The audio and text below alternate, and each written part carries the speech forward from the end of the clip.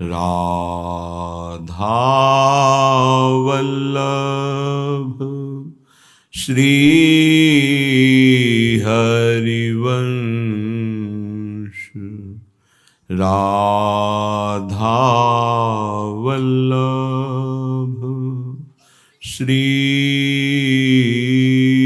हरिवंश। वृंदावनेश्वरी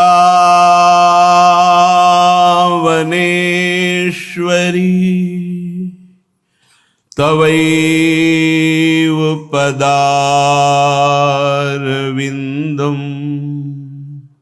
प्रेमामृतैकमकरन्द रसौघपूर्णम्।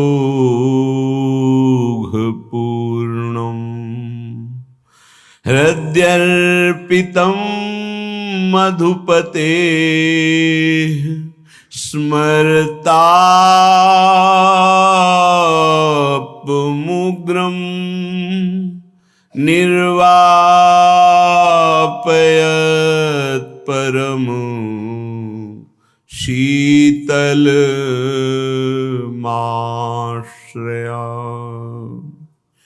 परम शीतल माश्रया।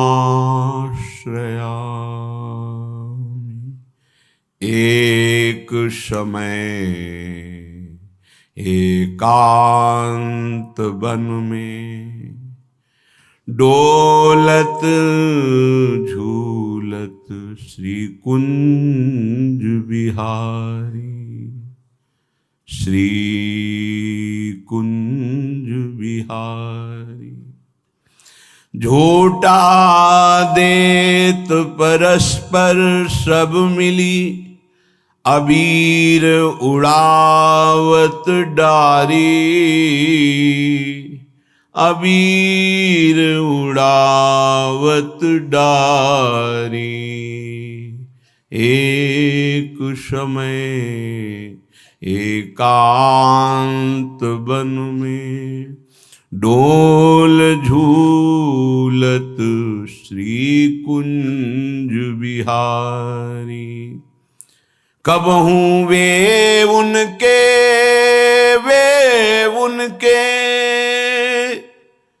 हों दूहुनी की एक सारी। श्री हरिदास के स्वामी श्यामा कुंज बिहारी बाढ़ो रंग भारी। श्यामा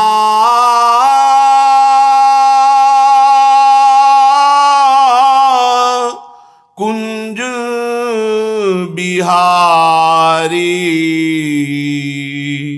बाढ़ो रंग भारी। एक समय एकांत वन में डोल झूलत श्री कुंज बिहारी।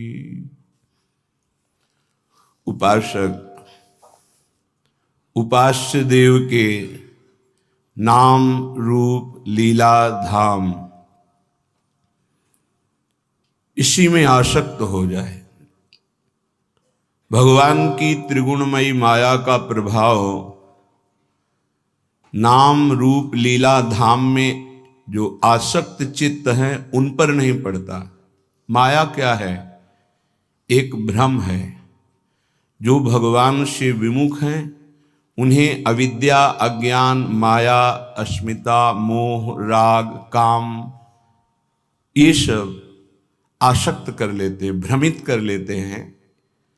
यही माया है। अपने को देह मान लेना भ्रम, अपने को कर्ता मान लेना भ्रम, अपने को भोक्ता मान लेना भ्रम, अपने को स्त्री पुरुष जड़ चैतन्यवत संपूर्ण नानात्व ये सब भ्रम। जासु कृपा सब भ्रम मिट जाई, गिरजा सोई कृपालु रघुराई। जिन भगवान श्री हरि के चरणों का आश्रय ले लेने से कृपा ऐसी होती है कि संपूर्ण भ्रमों का नाश कर देती है। नाम रूप लीला धाम, ये विश्वास कीजिए, संपूर्ण ज्ञान, संपूर्ण प्रेम, संपूर्ण योग इससे प्राप्त हो जाता है। अपने ज्ञान मार्ग में भी चले हैं, योग मार्ग का भी यत्किंचित गुरु कृपा से ज्ञान है, लेकिन जो विश्राम, जो परम लाभ, जो परम सुख प्रियाजू के गोरे चरणारविंद के आश्रय से वो अन्यत्र कहीं भी किसी भी साधन में झलका भी नहीं। 20 वर्ष कभी आंसू आए हों ऐसा स्मरण नहीं है। किसके लिए? वो मैं ही हूं। बड़ा कठोर वैराग्य में जीवन पर कहीं भी वो आनंद नहीं जो अनायास बिना प्रयास के गोरे चरणारविंद के भरोसे पे आने पर हो गया। इसलिए बड़े धन्य भाग हैं जो अपनी श्रवणेन्द्रिय को बचा करके नाम रूप लीला धाम में आसक्त करते हैं चित्त को। नहीं तो ऐसी ऐसी चर्चाएं होती हैं जिनका कोई मूल आश्रित तो नहीं है और साधक भटक जाता है। और भटकते भटकते जब चित्त को निज आनंद नहीं मिलता तो फिर वो भोगों में ही रत रहता है। श्रीपाद प्रबोधानंद जी महाराज कह रहे हैं, बहुत ग्रहण करने योग्य बात, स्वकर्म स्रोतो भी सततमभितश्चालित ममुम प्रभो जीवम यत्र क्वचिदपि नयात्यंत विवशम परंत्वे त्वावन्मे भवतु भव दुखार्दित हृदोप्याविश्रांतम वृंदावन पद परिवास्तु रसना। ये सबके लिए बहुत ग्रहण करने योग्य बात है। कोई कोई श्लोक होते हैं स्थिति प्रज्ञ के लिए ही, कोई होते हैं धाम वासी निष्ठावान के लिए। ये श्लोक सार्वभौम सबके लिए है। कह रहे हैं स्वकर्मो स्रोतो भी सततम वितश्चालित ममुम। प्रभु, मैं आपसे और कोई चाह नहीं रखता, एक बात केवल प्रार्थना कर रहा हूं, स्वकर्म स्रोतो भी, हमारे कर्म के परिणाम में हमें जहां भी रखा जाए। बहुत सुंदर बात है सबके लिए, क्योंकि सब कोई अखंड ब्रजवास या वृंदावनवास नहीं कर सकते। बड़ी बंधनमयी वृत्तियां हैं, कई कर्तव्य कर्म हैं, कई धर्म हैं, कई समस्याएं हैं, और सब कोई ऐसे भाव वाला भी नहीं हो सकता है। लेकिन सबको भगवत प्राप्ति करने का अधिकार है, सबको भगवत प्रेम प्राप्त करने का अधिकार है। तो कैसे प्राप्त हो? बहुत सुंदर इसमें ग्रहण करने योग्य बात सार्वभौम सबके लिए है। पहली बात तो यह समझना है, इस विश्व ब्रह्मांड में भगवान और भगवान के भजन के सिवा कोई तुम्हारे कर्म का नाश नहीं कर सकता। इसे दिमाग में लिख लो, चाहे डायरी में लिख लो, चाहे हृदय में बैठा लो। कोई भी त्रिभुवन में भगवान और भगवान के भजन के सिवा ऐसा नहीं जो तुम्हारे कर्मों को विध्वंस कर दे, कोई नहीं है। एक बार महर्षि ब्रह्म ऋषि विश्वामित्र जी ने त्रिशंकु जी के कर्म विधान को मिटाने की कोशिश की और कहा, तुम्हें जो वशिष्ठ जी नहीं प्रदान कर सके वो मैं प्रदान करूंगा। और अपने मंत्र बल से, तपोबल से उन्होंने स्वर्ग भेजा। अनाधिकारी का स्वर्ग में प्रवेश नहीं होता है। अगर वो पुण्य बल से अधिकार भी प्राप्त कर लिया है लेकिन ब्रह्म ऋषियों की अनुमति नहीं है तो भी नहीं होगा। वशिष्ठ जी ने नकार दिया था त्रिशंकु को, विश्वामित्र जी ने भेजा, वहां से धक्का लगा के वापस किया गया, वो खोपड़ी केवल उल्टे टंग गए। तो उनका रुको, मैं नई सृष्टि प्रकट करता हूं। उन्होंने कुछ नई सृष्टि की रचना शुरू की। जिस तप बल का संग्रह कर रहे थे, मेनका ने आके उस सारे तप बल को चौपट कर दिया। उन्हीं से शकुंतला का प्रादुर्भाव हुआ, जिससे दुष्यंत पुत्र महान बलशाली भारत भाग्य विधाता प्रकट हुए हो। भरत जी उनका नाम, जो बाल्यावस्था में अश्व संचालन विद्या, राज्य विद्या सब ऋषियों से सीख चुके थे, संपूर्ण राज्य विद्याएं, और सिंहों के बालकों के साथ बलपूर्वक युद्ध करते थे। मेनका अप्सरा ने कुछ ही मिनट में उनके मन को अधीन करके सारी शक्ति क्षीण कर दी। आज भी त्रिशंकु उल्टा टंगे हुए हैं शास्त्र विधान के अनुसार। कोई किसी के कर्म को मिटा नहीं सकता, केवल भगवान और भगवान का नाम जप भजन ये बैठा लो। चाहे जहां भाग के चले जाओ, माया के नाटक के सिवा सत्य वस्तु केवल श्री भगवान है। वो खुद अपने श्री मुख से कह रहे, मामेव ये प्रपद्यन्ते माया में ताम तरंतिते। इसमें किसी का कोई तर्क काम नहीं करेगा। ऐसा सामर्थ्यशाली कोई नहीं हुआ जैसे भगवान वशिष्ठ हुए, कोई सामर्थ्यशाली नहीं हुआ। ऐसा सामर्थ्यशाली कोई नहीं हुआ जैसे सदानंद जी हुए, जो विदेहराज जनक जी की गुरु पदवी पे विराजमान थे। लेकिन भगवान ने लीला करके दिखाई। दशरथ जी का मरण, भगवान का वनवास जाना, सिया जी का हरण, क्या इन महापुरुषों की कुंडली विचारने में कोई कमी रह गई थी? क्या ये सामर्थ्य में किसी भी तरह कम है? क्या ये रचना को बदल नहीं सकते हैं? तो हमारी रचना को कौन बदल देगा जो हमारे भाग्य में लिखा हुआ है? इस शरीर के बनते समय जो भाग्य में लिख गया, जिस अवस्था में जो कष्ट भोगना है वो पक्का है।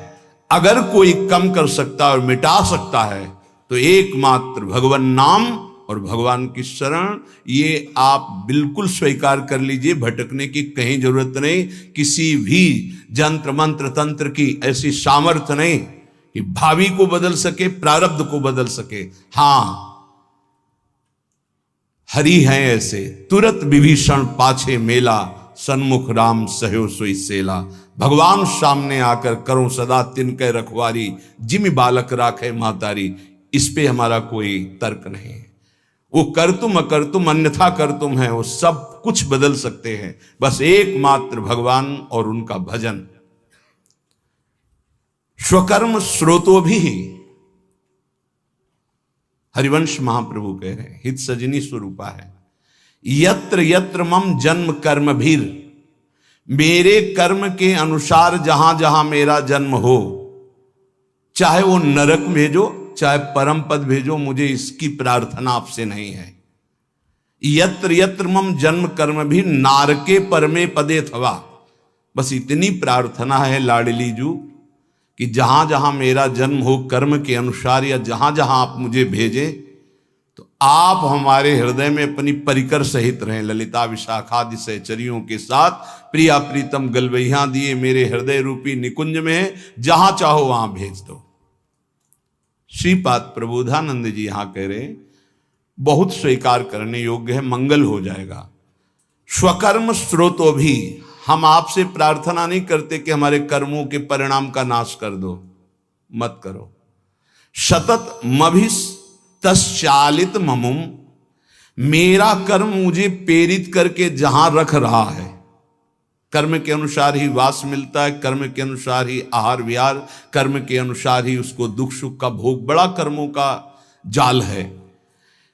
जहां जहां मुझे कर्म के अनुसार जन्म मिले, जहां जहां कर्म के अनुसार रहना पड़े, प्रभु प्रभो जीवम यत्र क्वचिदपि नयात्यंत विवशम, ये जीव कर्म के फंदे में फंसकर विवश हो गया है, उसको भोगना पड़ेगा। अवश्य में भोक्तव्यम कृतम कर्म शुभाशुभम।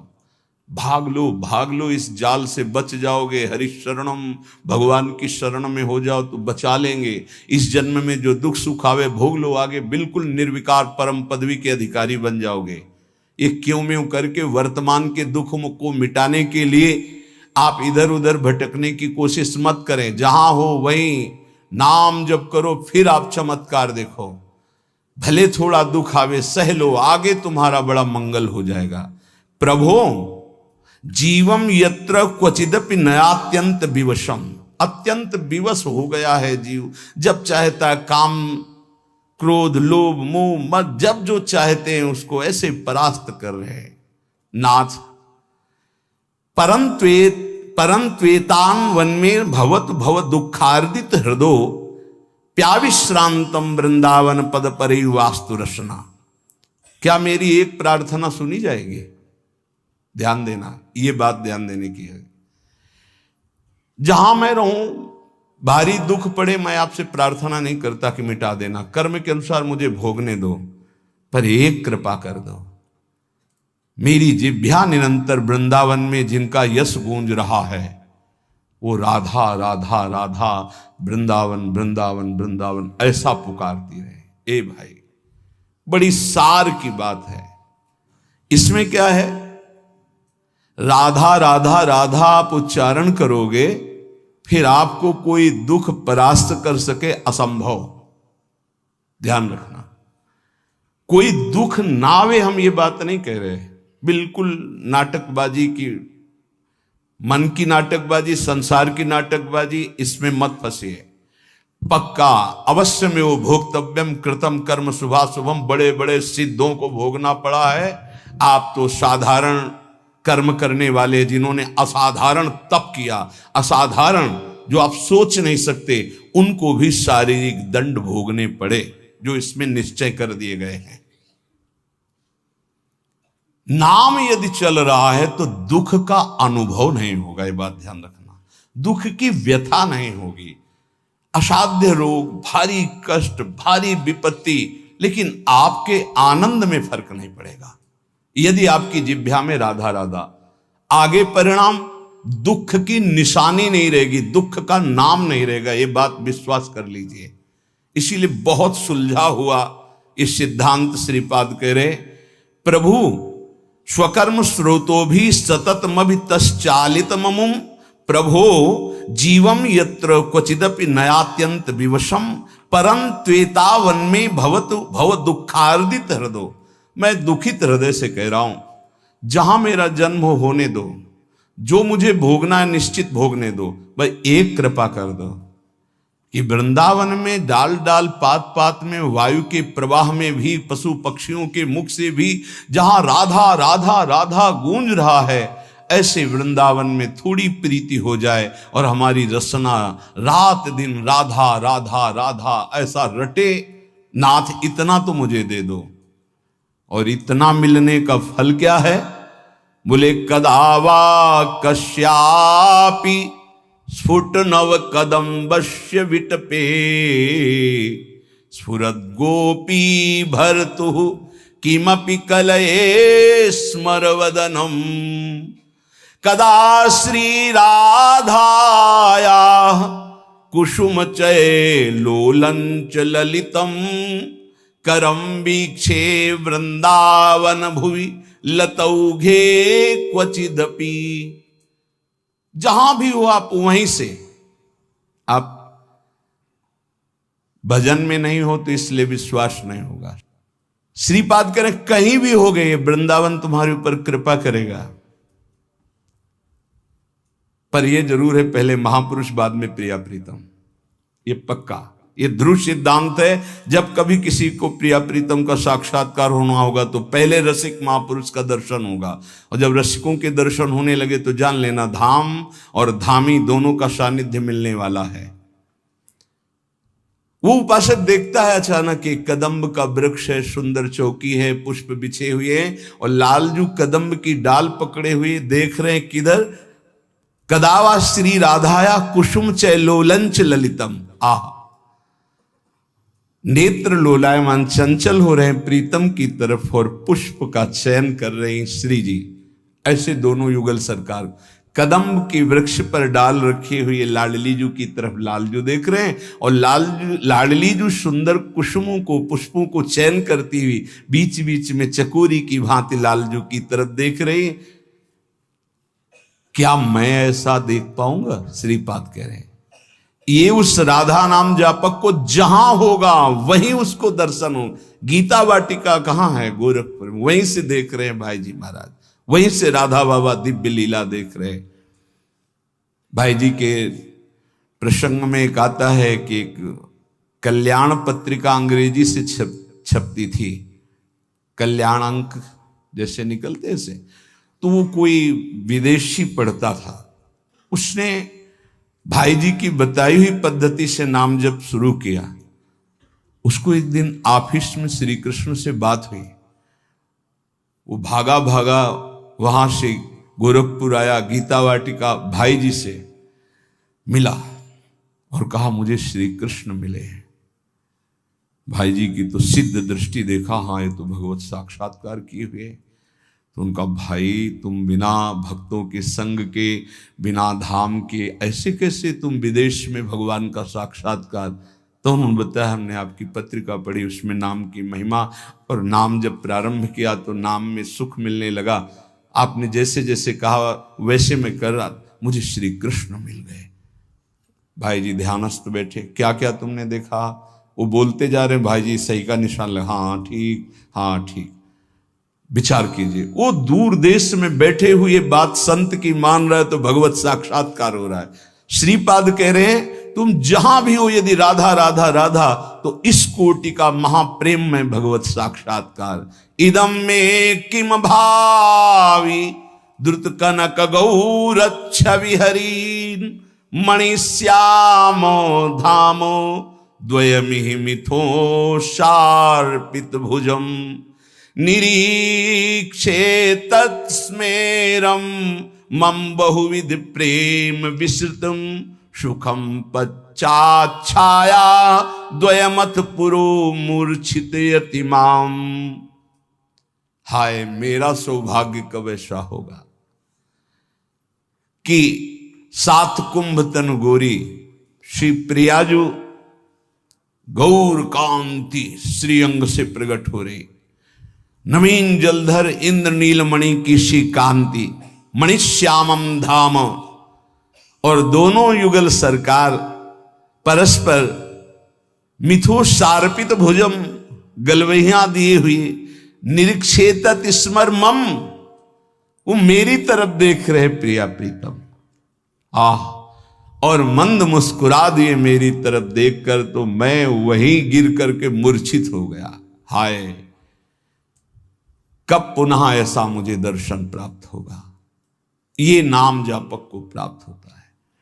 उपासक एक बात केवल समझ ले, यदि सब साधना हो रही हो, नाम जप निरंतर का अभ्यास नहीं है, तो इतना मलिन स्वभाव कलियुग पैदा कर देता है कि कोई भी साधना हृदय को पूर्ण रूप से सुरक्षित नहीं रख पाती। ये बात आप गांठ बांध लीजिए, ये बड़े अनुभव की बात, बड़े महापुरुषों की मिली हुई बात कह रहे हैं। और यदि नाम चल रहा है तो भारी से भारी प्रलोभन या दुख, दोनों बातें ध्यान कर लीजिए। भारी से भारी प्रलोभन और भारी से भारी दुख तुम्हें विचलित नहीं कर पाएगा। इस संसार में संघर्ष करके जीना है, कायरों की तरह नहीं मरना है। आप बात समझो, दुख से भागना नहीं, कहां भाग के जाओगे। सुख में इतना घमंड नहीं करना है, क्या घमंड करोगे नाशवान पदार्थों का। सुख का चाहे जितना प्रलोभन आ जाए नाम नहीं छोड़ना, और दुख का चाहे जितना भयावह स्वरूप आ जाए नाम नहीं छोड़ना। फिर आप देख लेना, सुख और दुख तुम्हें आकर्षित नहीं कर सकते, वो स्वयं नष्ट हो जाएंगे, तुम परमानंद में निमग्न रहोगे। इसमें बहुत बड़े महाभागवत का उदाहरण श्री ठाकुर हरिदास जी महाराज। इसी होली की पूर्णिमा को जो प्रतिपदा आती है, प्रेमावतार महाप्रभु श्री कृष्ण चैतन्य देव जी इस धराधाम पर प्रकट होकर के भगवान नाम रूपी अद्भुत सुख की वर्षा की, उन्हीं के पार्षद हैं ठाकुर भक्त हरिदास जी, जिसकी जिह्वा पे नाम है ए जगत पावन करने वाला। श्री कपिल भगवान से माता देहूती जी के अहो वत्स्वपचतो गरीयान यज्जिह्वाग्रे वर्तते नाम तुभ्यम ते पुस्तपस्ते जुहुः शश्नुरार्या ब्रह्मानुचूर्णाम गृणन्ति एते।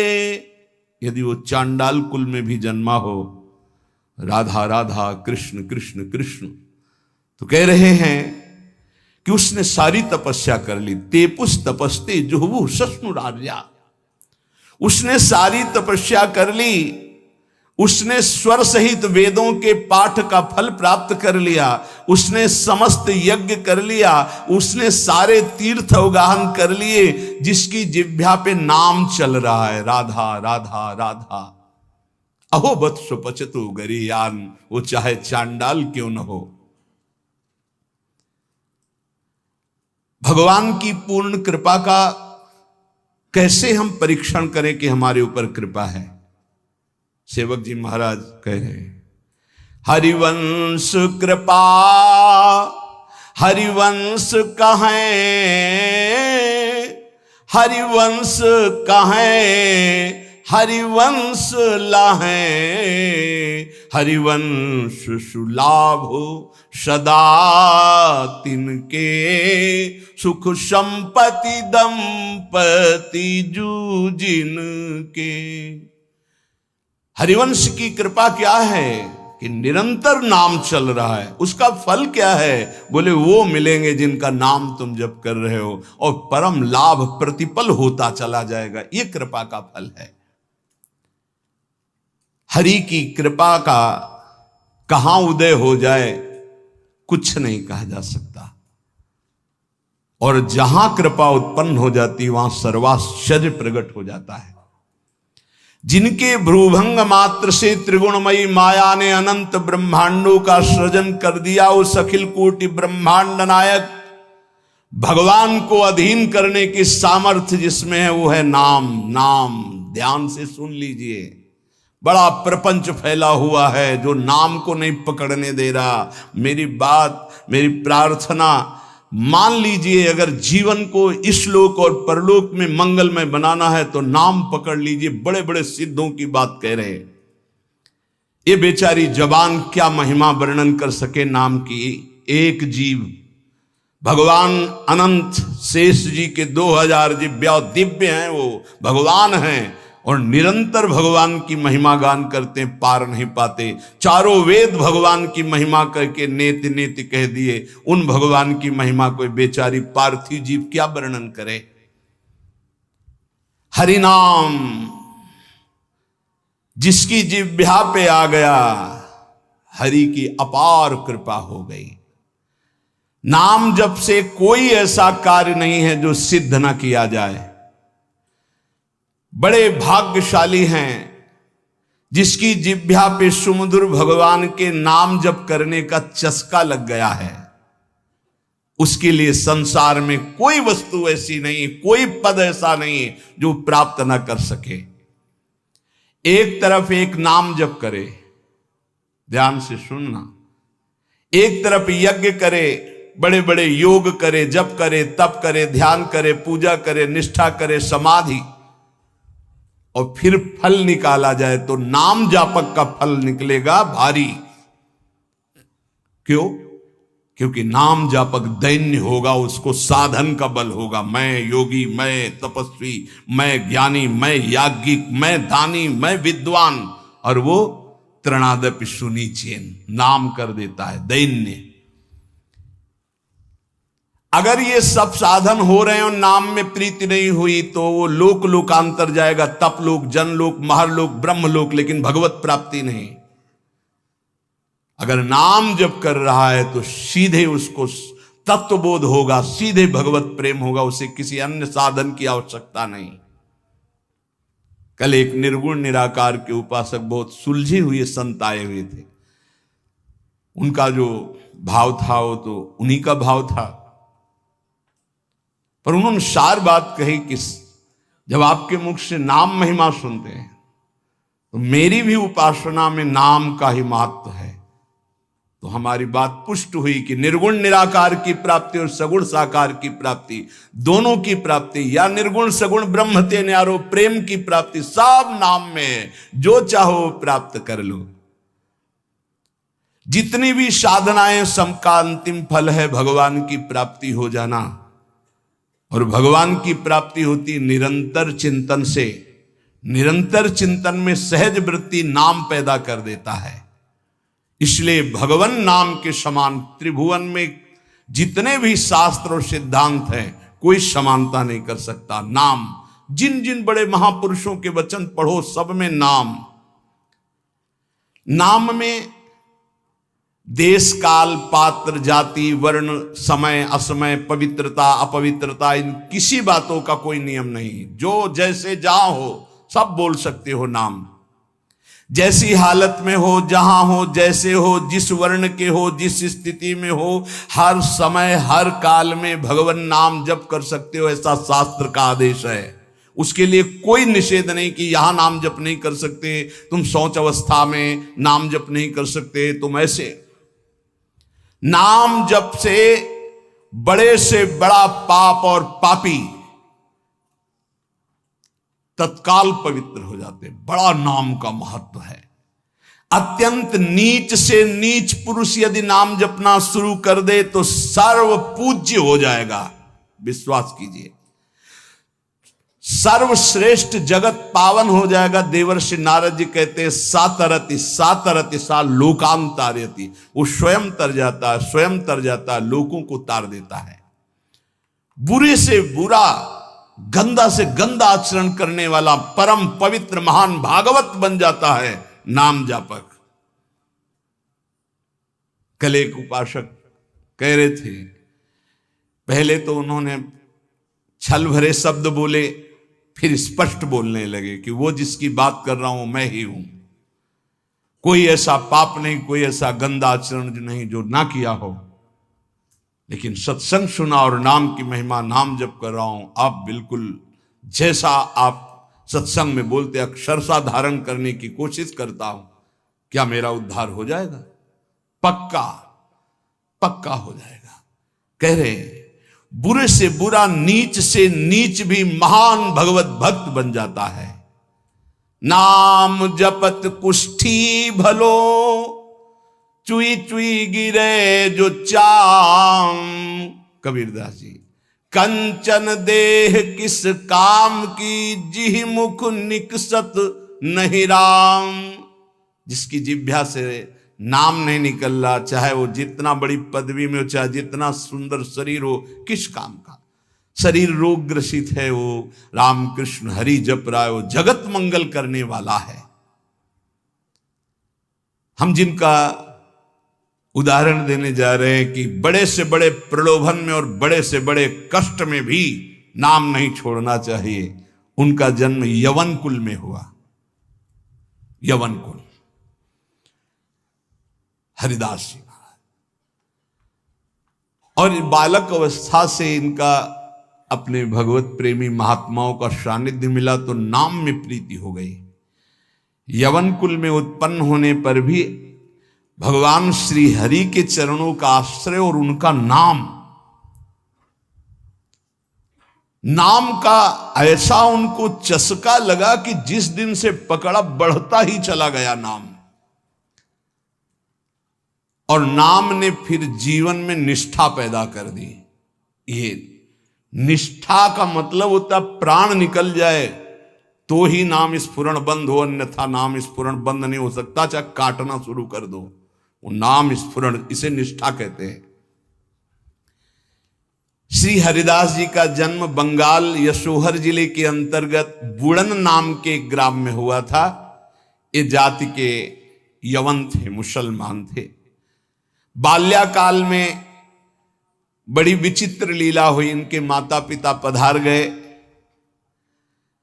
जब माता पिता जिस बालक के नहीं होते तो कोई उसे प्यार कौन करे। और जैसे गोस्वामी जी, तुलसीदास जी की बाल्यावस्था, जिसके द्वार पर खड़े होते तो दबका के भगा देते, बालक हरिदास। इनको नाम सुनाई दिया, संतों का संग मिला। जिसका कोई नहीं होता, ये खास बात होती कि उसको भगवान महापुरुषों से जोड़ देते हैं। अब इनको जब नाम सुनने को मिला, कोई पूर्व जन्म का ऐसा पुण्य होगा, भगवान की ऐसी कृपा होगी, या भगवान ऐसा स्थिति देखकर दयालुता से, यद्यपि भगवान नाम जपने का कहीं किंचन मात्र कोई संस्कार ही नहीं था, ऐसे कुल में प्रकट हुए थे, यवन कुल में, पर यस्याहम अनुग्रहणामि हरिष्ये तद्धनम सनई, भगवान ने एक वचन कहा युधिष्ठिर जी से, जिस पर मैं विशेष कृपा करता हूं उसका जहां जहां अपनापन होता सब खींच लेता हूं। जन्म से माता पिता गए, बचपन से कोई प्यार करने वाला नहीं, खाने पीने तक की व्यवस्था नहीं, तो संत जन मिल गए वहां उनको, वो नाम कीर्तन करके आनंदित हो रहे थे, तो इनको भी एक नशा चढ़ा नाम का। धीरे धीरे उनके हृदय में नाम बढ़ने लगा, बड़ी कृपा जो इनका नाम जप में प्रीति हो गई। अब इनके पास अपना कहलाने वाला ना कोई व्यक्ति था और ना अपनी कहलाने वाली कोई जमीन या वस्तु थी। थोड़ा बड़े हुए तो घरों के सामने ऐसे मांग लेते, भूख लगी कुछ दे दो, तो कोई रोटी दो रोटी दे देता, बस पा लेते। गांव के बाहर वृक्ष के नीचे बैठकर बस कृष्ण कृष्ण की रट लगा देते। 24 घंटे में एक बार मांग लेते, जो मिल जाता खा लेते, खूब नाम जप करते। अब एक घर छोड़कर बेनापुल नाम के घोर निर्जन वन में एक फूस की कुटी बनाकर अकेले रहते, अखंड ब्रह्मचारी, भिक्षावृत्ति और बस नाम का निरंतर गान जप, ऐसे जोर जोर से नाम का कीर्तन करते हुए जब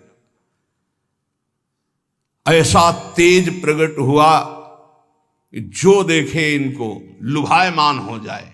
ब्रह्मचर्य में बड़ा तेज होता है, अगर शरीर रोग ग्रसित ना हो और संयम से चल रहा है तो लाखों करोड़ों के बीच में उसका अलग चेहरा दिखाई देगा कि ये अलग है। ब्रह्मचारी का पहचान होती, वो चिकनाहट से नहीं होती पहचान। चिकनाहट तो अभक्ष पदार्थ खाने वालों के भी चेहरे में होती है। उसका तेज, उसके नेत्र, उसकी वाणी, उसका आकर्षण, लाखों में अकेला वो नजर आएगा। आजकल के 13-14 वर्ष के नए नए बच्चे ऐसे गंदी वासनाओं के शिकार हो रहे हैं, बड़ा हृदय पीड़ित होता है। छोटे छोटे बच्चों को गलत शिक्षाएं बच्चों से मिल गई या मोबाइल से मिल गई, सर्वस्व नाश कर रहे। जिस समय लावण्य प्रकाशित होने की नवकिशोर अवस्था, उसी समय नष्ट हो जाते हैं। जो देखता ठाकुर हरिदास जी को प्रभावित हो जाता, क्या दे दूं, ऐसा लगता क्या दे दूं, कैसे हमसे बात करें, ये हमारी तरफ हेर ले, नेत्र नीचे, बस नाम चल रहा है। जब भिक्षा के लिए जाते तो प्रभावित होकर लोग, एक समय था कि दबका देते, एक समय था मांगने से एक आध रोटी, लोग हाथ जोड़े खड़े रहते, हमसे ले, हमारे पास बैठ के पालो। पर इनका भगवान नाम चल रहा है, ना बोलना किसी से, ना नाम का तार टूटना, बस धीरे धीरे निरंतर नाम उच्चारण करते रहना। भगवान नाम का इतना प्रभाव पड़ा कि जहां वो बैठ जाते वो स्थान पवित्र हो जाता, वहां लोगों को शांति मिलने लगती। ये प्रभाव होता है। इनका यश फैलने लगा दूर दूर तक। अब लोग इनके दर्शन करने के लिए आने लगे। तो जब लाखों की श्रद्धा होती तो 10-5 ऐसे दुष्ट स्वभाव के होते हैं कि उनको ईर्ष्या होती, जलन होती है, अपने आप होती। महापुरुषों से उनको जलन होती है, भगवान की लीला होती है। क्या लीला होती है? डंडे में ही झंडा फहराया जाता है। तो ये जो दुष्ट लोग ईर्ष्या करके भक्त को सताते हैं, ये डंडे का काम करते हैं, उनका यश फहराते हैं। जो दुष्ट और ईर्ष्यालु लोग हैं उनको असह्य हो गया यश। लाखों लोग जब हरिदास जी के दर्शन के लिए हो, तो उसमें से ऐसे भी लोग थे जिनके भारी ईर्ष्या पैदा हुई, कैसे इनको नष्ट किया जाए। ये ऐसे होते हैं ईर्ष्या। पूज्य उड़िया बाबा का जब वृंदावन में यश प्रकट हुआ तो कुछ लोगों ने चंदा इकट्ठा करके बाबा की बीच सत्संग में नाक काटने के लिए आदमी तय किया।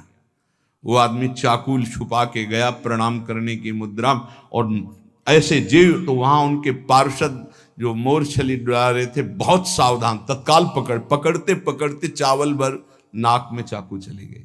बाबा उनको तत्काल एकांत लाए, गुफा में ले गए और कहा भैया हमने कभी कोई कट वचन आपको कहा क्या? तो रो पड़ा, बोले बाबा पैसे में, गरीब आदमी हूं मैं, पैसे में बिक गया, मुझे अमुक अमुक ने इतने रुपए दिए हैं और कहा इसके बाद इतने रुपए और देंगे, मैं हाथरस का हूं, मैं गरीब आदमी हूं, केवल पैसे के लिए काम, मैं आपको नहीं जानता था पर हमसे कहा गया कि जाइए और ऐसा कर। बाबा मुझसे बहुत गलती। बाबा ने कहा कोई बात नहीं है, कुछ पैसे अपनी तरफ से दिलाए और कहा हाथरस की गाड़ी में बैठा के आओ। अपने जनों से कहा कसम हमारी है अगर इसको एक शब्द भी कहो, तो सम्मान पूर्वक उसे हाथरस सुरक्षित भिजवा दिया।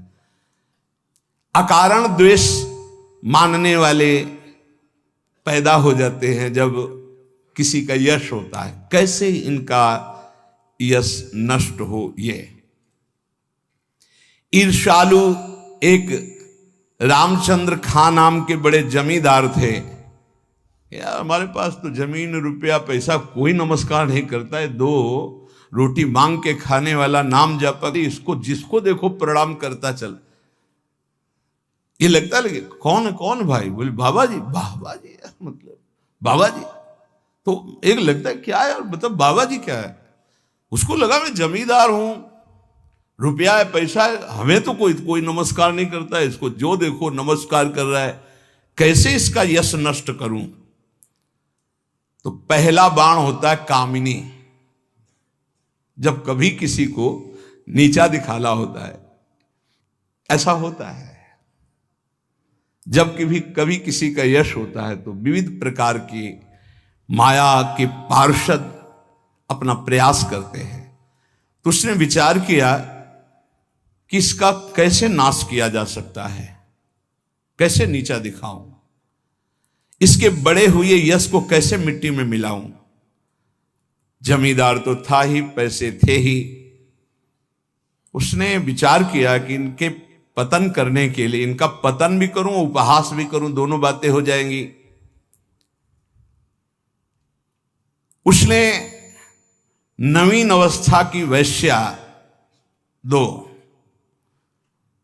जो उसके परिचय में थी, उनमें से एक को देखा जो बहुत प्रवीण, बहुत सुंदर, बहुत चालबाज, चतुर। उसे कहा जितना रुपया चाहोगे उतना देंगे, बस इनकी कुटिया में जाओ, इनको पतित कर दो, फिर हम अल्लाह मचा देंगे और तुम हां बोल देना। वो पैसे में बिकने वाली उसको तो क्या, पर सीमी की चाप सके को ताशु, बड़ रखवार रमापति जासु। जिसके बड़े रक्षक भगवान हैं उसको कौन पतित कर सकता है, नीचा दिखा सकता है। एक बार गदाधर भट्ट जी का बहुत बड़ा यश फैला हुआ था। जब वो सत्संग करते तो हजारों लाखों लोग सत्संग का आनंद लेते। तो उसमें एक कल्याण सिंह नाम के जमींदार धनी मानी आते थे। अब सत्संग में संयम की चर्चा होती, तो जब से सत्संग सुना उन्होंने अपनी पत्नी से बात नहीं किया। गृहस्थ धर्म का जो संयोग है उन्होंने बात ही नहीं की।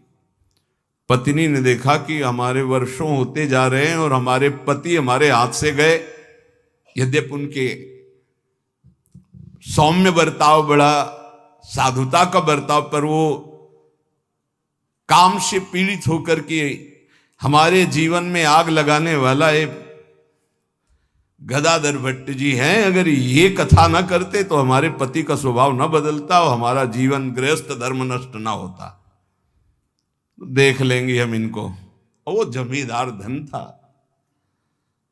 एक भिखारिन गली में जा रही थी मांगती हुई, बुलाया उसको, और गर्भवती थी। बोले तुम्हारे गर्भ का खर्चा, परिवार का खर्चा जब चाहोगे उतना धन देंगी, बस एक बात है।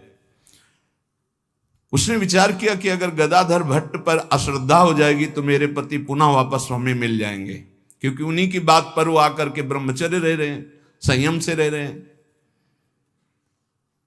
बोले तुम कथा के बीच में जाओ और कह दो जब ये नहीं था तब तो खूब आते थे, और जब ये दे दिया तो आने बंद कर दिया। अब क्या व्यवस्था होगी इसकी? बस इतना तुझे बोलना है। वो जानती थी इतना बोलेगी कि लाखों की अश्रद्धा हो जाएगी। खूब सत्संग का रंग जमा हुआ था। इतने में वो आई और ऐसे सामने खड़ी हो गई। सब लोग आश्चर्यचकित। थोड़ा अच्छा कपड़ा पहना दिया था उसको। उसने कहा, महाराज अब तो प्रवचन में लग गए, जब गर्भ नहीं था तो खूब आते थे, और जब गर्भ रह गया तो अब आए नहीं, इसका पालन कौन करेगा? बोले, आराम से बैठो, जिसने गर्भ दिया अवश्य पालन करेगा, हर व्यवस्था होगी। बिल्कुल, वो तो कोई आश्चर्य उनको नहीं हुआ।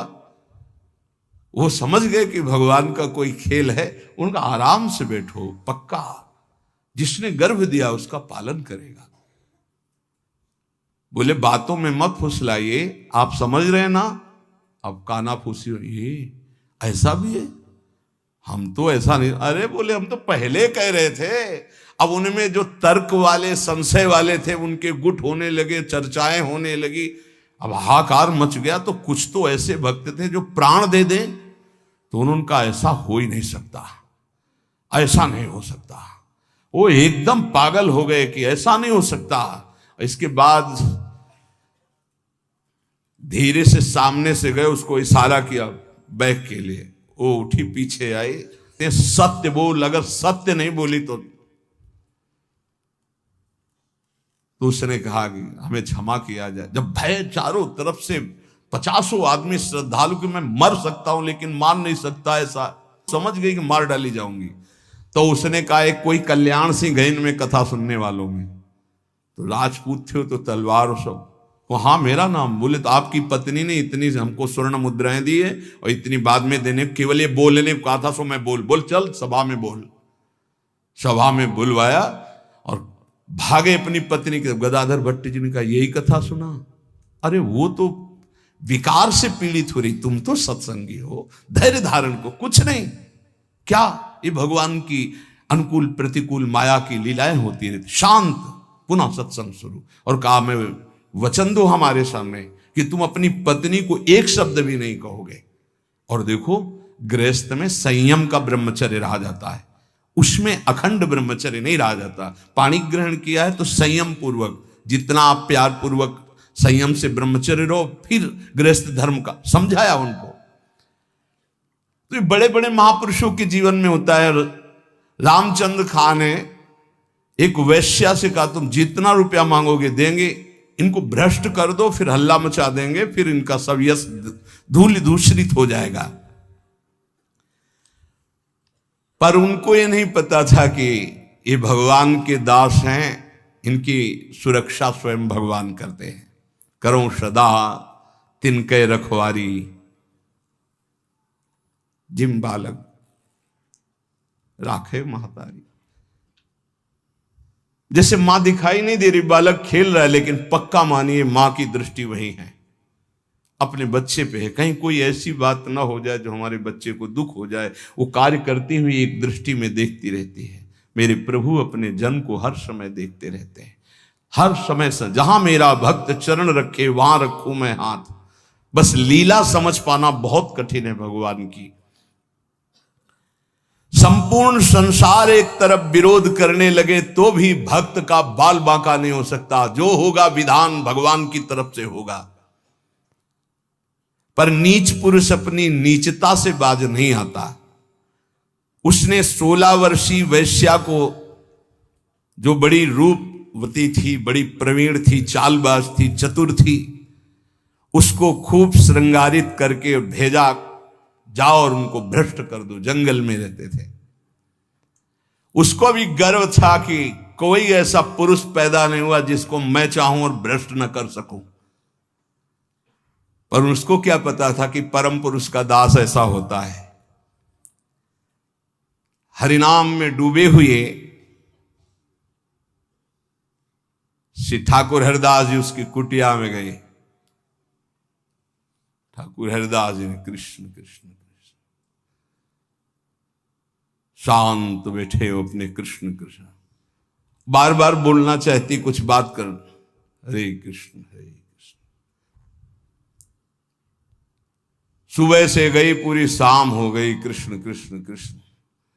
जहां वो कुछ बात करने को होती, मां हमारा नाम पूरा हो जाए, फिर वहां 1000-2000 नाम थोड़ी, लाखों की संख्या में 3 लाख नाम तो जोर जोर से जपते थे। वो बार बार बैठी उनकी मुख कांति को देखती रहती, बैठी रही। शाम हुई, सोचा रात्रि में बात तो हो ही जाएगी। वैसे तो 3 लाख नाम जप करके फिर लघु शंका आदि कभी उठते, आज उठे ही नहीं, पूरी रात्रि भी नाम चल रहा है। वैश्या फिर गई, श्रृंगार वंगार करके फिर दोबारा आई, फिर नाम कीर्तन। जब बीच में बोलने की बात करती तो हरे कृष्ण कृष्ण। कितनी कृपा वैश्या के ऊपर, ऐसे महापुरुष को बराबर देख रही, उनका नाम सुन रही। तीसरे दिन एकदम विचलित होकर के, आप हमसे बात क्यों नहीं करते? रुके, हाथ जोड़ा और कहा आपसे अच्छे से बात करूंगा, हमारी नाम जप की अभी संख्या पूरी नहीं हुई, उसको पूरी हो जाए। ऐसे अमृतमय वचन की हृदय एकदम हाय मच गया। ये क्या, वैसे मैं पापनी हूं, नीच हूं, गंदा आचरण करती हूं, ऐसे महापुरुष के लिए गंदी बात सोच रही। 3 लाख नाम की फिर तार चल पड़ा, हरे कृष्ण, उच्च स्वर से रोने लगी। वो शुरू हो गई हरे कृष्ण हरे कृष्ण। साथ में हरिदास जी ने देखा, हा अब क्या महापुरुषों का प्रभाव। हरिदास जी अब बोले, हा अब बात कर सकती हो। तो बात करने लायक नहीं रह गई थी।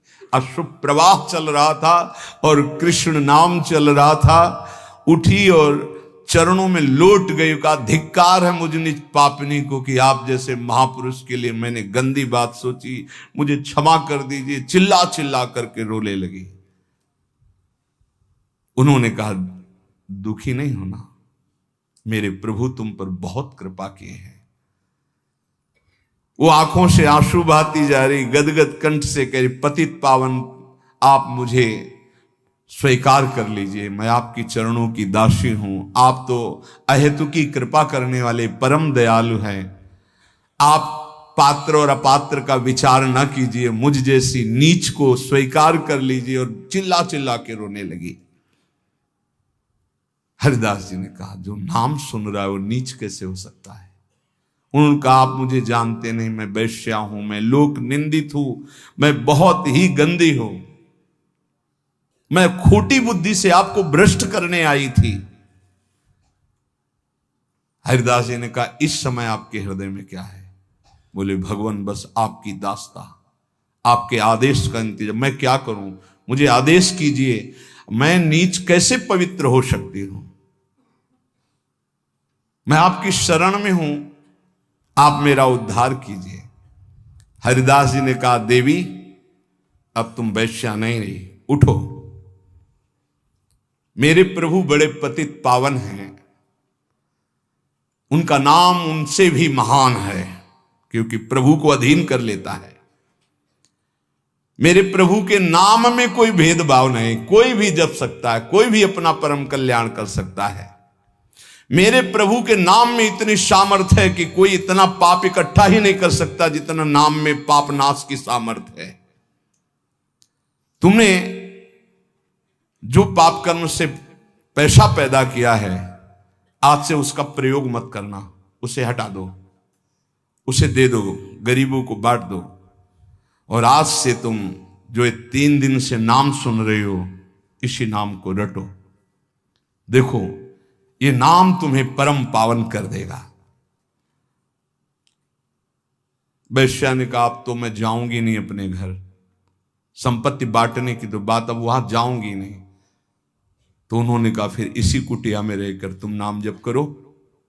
मैं चला। वो वैराग्य लेके उसी कुटिया में नाम जप करने लगी और उसका नाम हरिदासी हुआ। और हरिदास जी उसी समय उस कुटिया से निकले, सीधे शांतिपुर अद्वैताचार्य के समीप चले गए। अद्वैताचार्य जी बहुत बड़े महाभागवत, वो सदैव श्री कृष्ण चिंतन में संलग्न रहते, अद्भुत विद्वान, शास्त्रज्ञ, भगवत प्रेमी महापुरुष। अब वो फटे पुराने कपड़े पहन करके वैश्या वही नाम कीर्तन करें।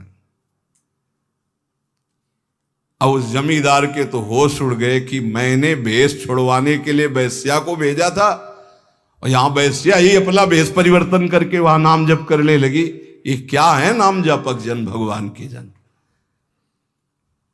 उस वैश्या का वैसे ही सम्मान होने लगा कुछ वर्षों बाद जैसे हरिदास जी का होता था। लोग उस वैश्या के दर्शन करने आने लगे, हर समय वैसे ही नाम जप करते हुए उसी भूमि पर जिस कुटिया में वो रहते थे वह हरिदासी नाम से कही गई। क्या महिमा है भगवान नाम जापक संतों की। और इधर रामचंद्र खान ने अपने कुकृत्य का फल पाया कि बादशाह का कोई अपराध बन गया, साबित हो गया, नहीं अपराध होने पर भी, तो तत्काल आदेश हुआ, सारी संपत्ति और जमींदारी उसकी जब्त कर ली गई, उसको जेल में डाल दिया गया। ये साधु अवज्ञा तुरंत भवानी, कर कल्याण अखिल के हानि। कोई ऐसा मुकदमा, कोई ऐसी बात आ गई जिसमें उनका अपराध साबित हो गया और सारी संपत्ति जमींदारी जब्त कर ली गई, उनको जेल भेज दिया गया। खाने की भी व्यवस्था भंग कर दी गई, जेल में भारी कष्ट उनको दिया गया। पक्का जो भक्त का अपमान करता है, भक्त को नीचा दिखाना चाहता है, उसकी दुर्गति पक्की हो जाती। यहां तो ये ब्याज है, मूल तो और मिलेगा। अब आती है भय की बात, यह है प्रलोभन। जब कोई भगवत मार्ग में चलता है तो इतना तो तैयारी रखो ही, जैसे आर्मी में कोई जाता है ना तो इतना दौड़, इतनी ऊंच, इतनी को कूद होना चाहिए, ऐसा ऐसा, ये चढ़ना, ये उतरना। ऐसे हमने देखा जब हम गंगा किनारे भ्रमण कर रहे थे तो फतेहगढ़ फर्रुखाबाद ये ट्रेनिंग क्षेत्र है उधर, तो गंगा के किनारे ही रेती में देखा, जैसे दौड़ में रेती में दौड़ लगा रहे हैं और थोड़ा भी उनमें कमी होती तो पेट पकड़ के ऐसे कैसे कैसे उनको बिल्कुल मजबूत तैयार करते हैं। तो अपने लोग तो हरि पार्षद हैं, ये तो राष्ट्रीय सुरक्षा त्रिभुवनपति के पार्षद होते हैं, जो संत जन भगवान नाम जापक होते हैं। अब इनकी कसाई कितनी जोर की होती है, पर उनके हृदय में भय नहीं होता, बस ये बात समझ लीजिए। ये सुन करके भयभीत मत होना, तुम्हारे ऐसे साथ नहीं। कक्षा 1 के विद्यार्थी को पीएचडी का प्रश्न नहीं दिया जाता, ये सब डिग्री प्राप्त हैं। अपने लोग अभी 1 के भी नीचे चलने लगे, क्लास नहीं चलते। हमारे समय में तो नहीं चलते थे, 1 2 3 सीधे भर्ती 1 में होती थी। अब तो सुना है कक्षा 1 तक पहुंचने के लिए 2-3 साल लगते हैं। नहीं, क्या बोला जाता है उसको, एजी केजी जो भी ले तो अपने समझो एजी केजी वाले भाई अपने अभी नंबर 1 पे ले आए हैं। अभी परीक्षा उनकी होती है जो बहुत, ये डिग्री है, ये डिग्री वाले महापुरुष हैं, आजीवन भगवान को समर्पित करके अनन्य। कांप जाए कोई इनके साथ जैसा हुआ। पहली तो ये बात सुनी ना, एकांत जंगल है, 16 वर्ष की सुंदरी वैश्या है और वो आई है भ्रष्ट करने के लिए, और वो नाम जप कर रहे हैं 3 दिन 3 रात बराबर, एक बार भी। क्या मन है इनका, क्या है स्थिति इनकी, यह है भगवान के शरणागत की। जब तब भजन पूजन लौकिक पारलौकिक सब प्रकार के कार्यों में फल प्रदान करने के लिए विश्वास प्रधान है, विश्वास होना अति अनिवार्य है। जिस पर जैसा विश्वास जम जाता है उसको वैसा ही फल मिलता है। साधना का फल विश्वास है। बिन विश्वास भगत नहीं ते बिन द्रवहि न राम, हित ध्रुव जो विश्वास है तबहि सुधरे बात। विश्वास है तो असंभव को भी संभव कर देना। असंभव ये विश्वासी के लिए शब्द ही नहीं है। असंभव ऐसा नहीं हो सकता, ये विश्वास में नहीं है। संभव हो सकता है, असंभव को भी संभव कर दे, उसका नाम विश्वास है। विश्वास के सामने कुछ नहीं होता, विश्वास सबसे बड़ी चीज होती है। मीरा जी के कान में बताया, उनकी सखी थी जो दाश्ता में रहती थी, उन्होंने कहा पीना मत, ये गिरधर का चरणामृत कह के आपको दिया गया चरणामृत नहीं है, हलाहल विष है। तो उनका बावरी, कहा है गिरधर का चरणामृत, वचन से कहा है, तो मैं स्वीकार करती हूं मेरे गिरधर का चरणामृत। जय गिरधर गोपाल। पूरा हलाहल विष पी गई, पूरी रात कीर्तन करती रही, कहीं कुछ नहीं, एक बार भी मूर्छा नहीं आई। और जब विक्रम राणा ने सुना कि हलाहल विष पिया, तो पिलाने वाली जो दासियां गई थी उन्होंने उनका सरकार सामने पिया है। तो उनका इस वैद्य ने गड़बड़ी कर दी, बुलाओ इस वैद्य को जिसने जहर बनाया था। वो तो राज शासन। हाँ हुजूर। बोले लाओ कटोरा, लाओ कटोरा लाए। बोले धो इसको, पिलाओ इसको। बोले सरकार मर जाऊंगा, इतना हलाहल विष है कि 50 लोग कटोरा धो के पिलाने पे मर सकते हैं।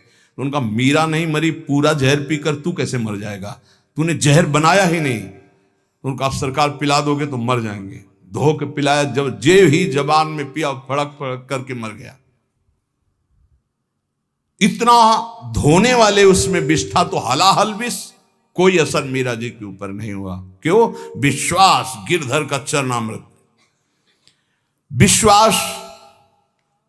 तो नामदेव जी ने भगवान का जो अर्चावतार पाषाण कहित था, दूध का कटोरा ऐसे पिलाया, बात करते थे भगवान। विश्वास। धन्ना भगत के खेत में बिना बोए फसल तैयार हो गई। कैसे? कोई कैसे मान सकता है? आप खेत बोया नहीं गया और खेत, बोले क्या गप मार रहे हैं। गेहूं का समय था तो बोने के लिए गए खेत में, तो बाजरा, गेहूं, ज्वार ये सब बोए जाते। वहां देखा कि संत मंडली जा रही थी, देखते ही दौड़ के गए, प्रणाम किया, महाराज। सब संत, नवीन अवस्था है धन्ना की।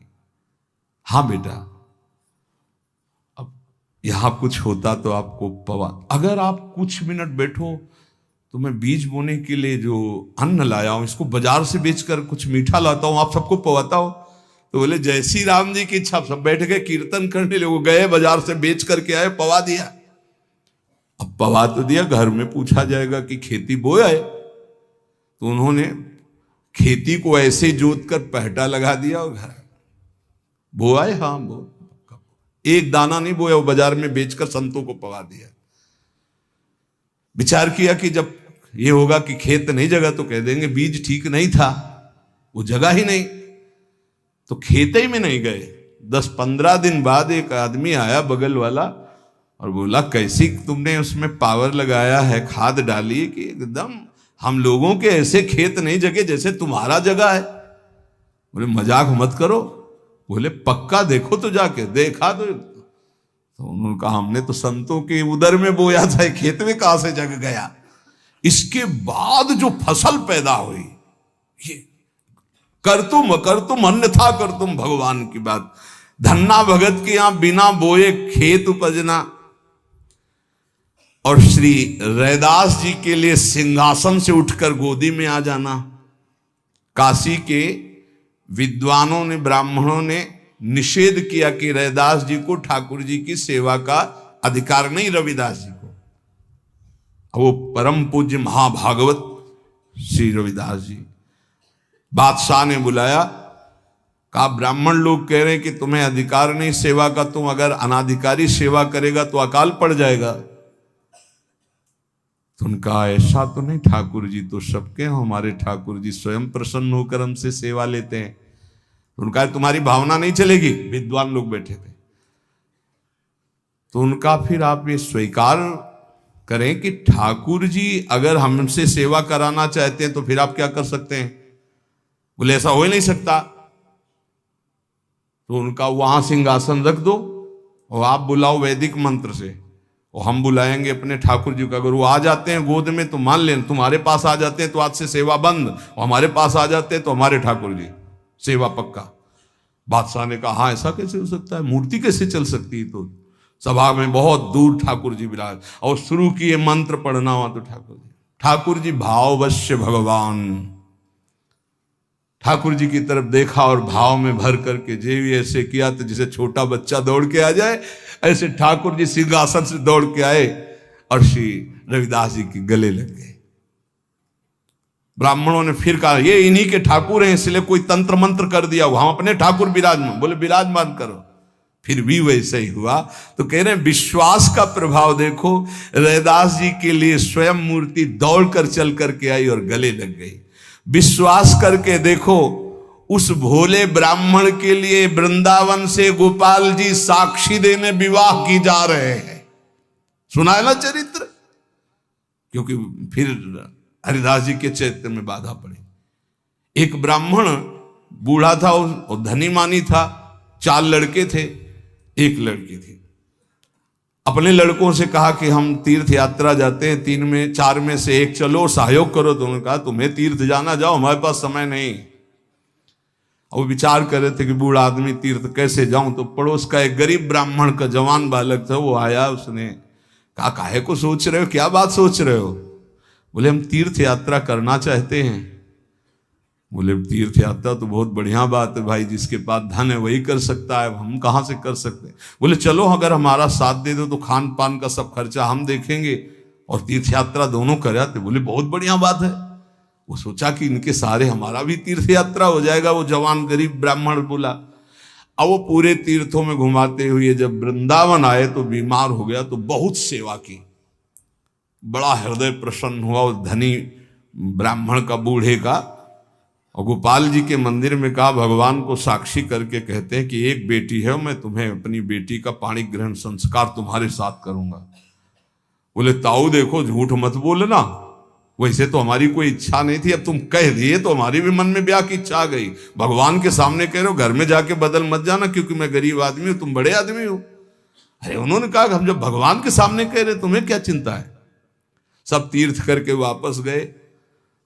4 महीना 5 महीना हो गए, ताऊ जी कोई चर्चा ही नहीं की। तो वो घर गए, कहा प्रणाम।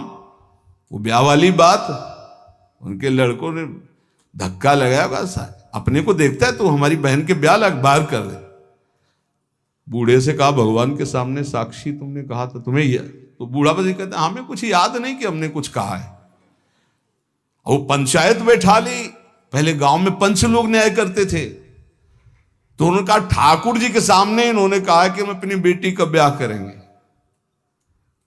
लड़कों ने बूढ़े को सिखा दिया था, कह देना कि अगर ठाकुर जी आके साक्षी दे दे तो हम ब्याह कर देंगे। तो उसने कहा देखो हमें तो याद नहीं, अगर ठाकुर जी तुम्हारे यहां आकर के उड़ीसा प्रांत में आकर कह दें गांव में कि हाँ हमने कहा था तो हम बेटी का ब्याह कर देंगे। सोचते थे मूर्ति चल के कहां से आएगी, लेकिन विश्वास। अब उसने इनके प्रकार जो कुछ संपत्ति थी 1500 रुपये बांधे और वृंदावन आए, क्योंकि जानते थे वृंदावन के ठाकुर को खान पान। गोपाल जी का दर्शन किया, कहा महाराज याद है तुम्हारे सामने वो बूढ़ा ब्राह्मण कहा था हमारा ब्याह का मामला है, साक्षी आप हो। भगवान कुछ नहीं होता। अब समय से यहां तो शयन होता है, ठाकुर जी का शयन हो गया, सब चले गए। मंदिर के बाहर बैठ के आवाज लगा रहे, सुनो आप ही की साक्षी से हमारा ब्याह होगा। अब सब चले गए थे, रात्रि का समय। ठाकुर जी ने अंदर से कहा मूर्ति कहीं जाके गवाही देगी। अरे बोले मूर्ति जब बोल सकती तो चल क्यों नहीं सकती है। ठाकुर जी उठ के आए और कहा देखो यार चल तो सकते, पर हमें खान पान की भी। बोले हमें पता था, आपका स्वभाव पता था कि माखन मिश्री ये सब आपको पसंद है, हमारे पास कुछ रुपया है, हम सब खरीद लेंगे और लेकर चलेंगे। तो बोले जल्दी व्यवस्था करो, रातों रात यहां से निकल चलते। ठाकुर जी देखो तैयार हो गए। बोले चलोगे तुम, हमारे साथ चलना है आपको, तो आगे आगे चलोगे कि पीछे चलोगे। ठाकुर जी ने कहा आगे तो तुम्हें चलना पड़ेगा, पीछे हम चलेंगे। बोले ना आए तो कैसे पता चलेगा आप आ रहे हो। बोले हमारे नूपुरों की ध्वनि सुनाई देगी। पर एक बात है, अगर पीछे मुड़ के देख लिया जहां से वहां से हम नहीं जाएंगे। बोले जब नूपुरों की ध्वनि पैर की आहट सुनाई देगी तो हम क्यों देखेंगे पीछे? खवाने पियाने के लिए तो पीछे देख सकते हैं रुक के। बोले हाँ ठीक, बात तय हुई। गोपाल जी चले, कई दिन खवा पिया के ठाकुर जी को भोग लगा के जब गांव के नजदीक रह गया तो उसने देखा कि आ रहे कि नहीं, पीछे देखा ललित त्रिभंगी ठाकुर।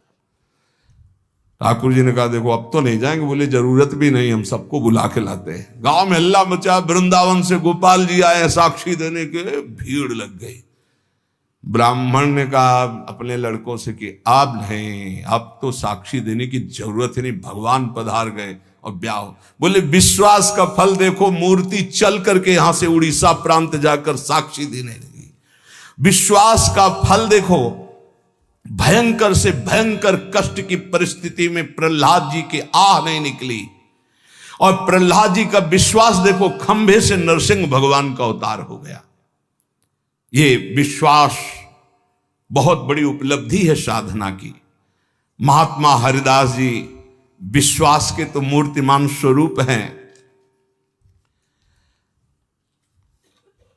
उन्होंने नाम को ही अपना जीवन माना। भगवान निष्ठा उनके हृदय में अटल भाव से थी। बेनापोल की निर्जन कुटिया में उस वैश्या का उद्धार करके उसे हरिदासी बनाकर आप शांतिपुर आ गए, अद्वैताचार्य जी के पास। शांतिपुर के समीप ही फुलिया नामक ग्राम में एकांत में छोटी सी फूस की झोपड़ी बनाकर अहरनिश कृष्ण नाम जप रहे थे। उस समय बादशाह यवन ही था और वहां के बड़े बड़े काजी अधिकारी यवन ही थे। भारी अत्याचार उन लोगों का था, यहां तक कि उनके धर्म के विरुद्ध कोई चू नहीं बोल सकता था। सत्ता थी। अब जब वहां काजी को पता चला कि रात दिन ये नाम जप करता है और यवन धर्म से इसका जन्म है, तो उनके मन में आया कि इसको दंड दिलाया जाए कि बड़ा इसका सम्मान हो रहा है। काजियों का ये समझो एक तरह के वो बादशाह ही होते थे, बादशाह उन्हीं के इशारे से चलते थे।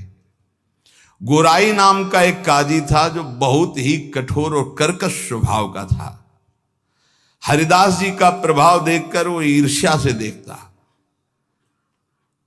मतलब कुछ लोग ऐसे देखते हैं कि बस उनके पास जो है वो भस्मासुर वाली ताकत नहीं है कि हाथ धर दे भस्म हो जाए, नहीं तो भक्तों को वो भस्म ही कर दे, ऐसी दृष्टि होती है। वो दृष्टि से पता चलता है।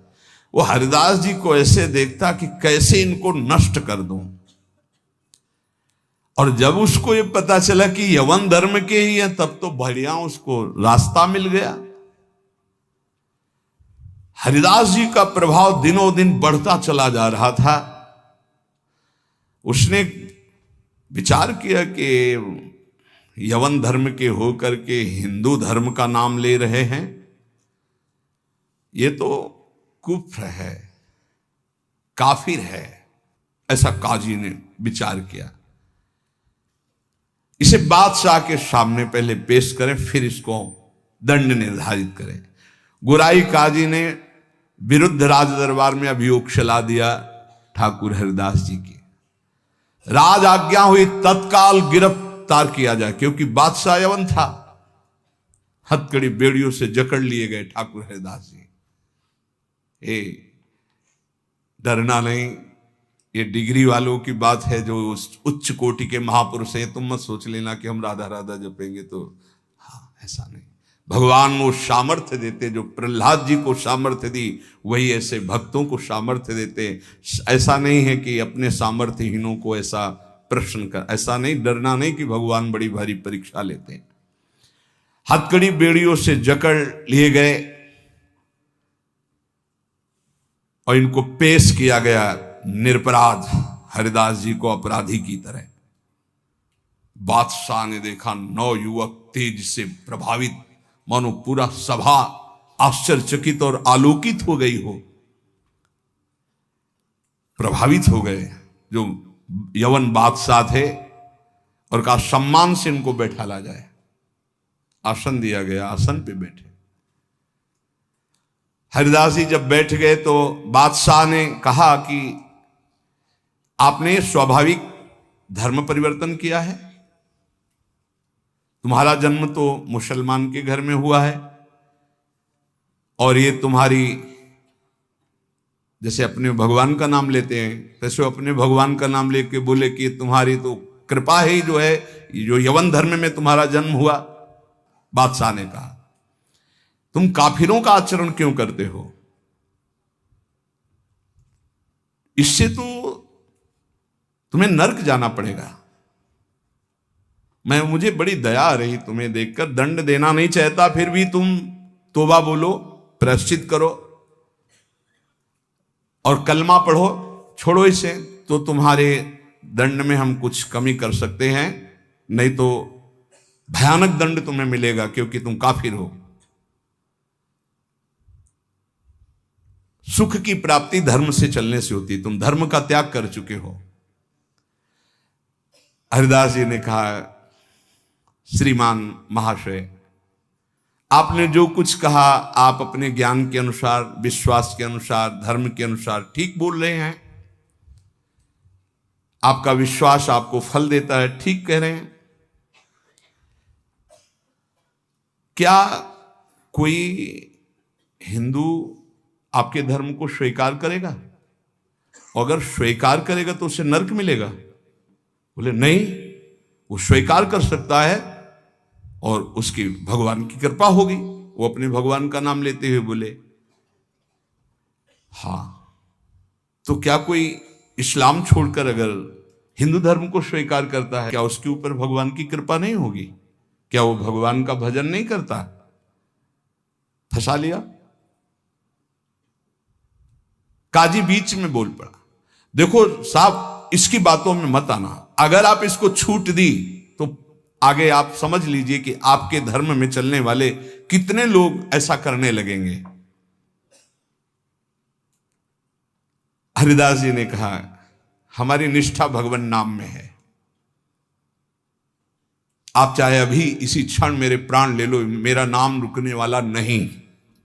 मैं कभी तौबा नहीं बोल सकता क्योंकि मैं कोई अधर्म नहीं कर रहा हूं, किसी को कष्ट नहीं दे रहा हूं। ये निष्ठा देखकर पसीना पसीना हो गया मुलुकपति। तेज गर्व भरी भगवान निष्ठा की बात, इस पे नहीं दैन्यता होती। नहीं, प्राण ले लो अभी अपने हम धर्म पर।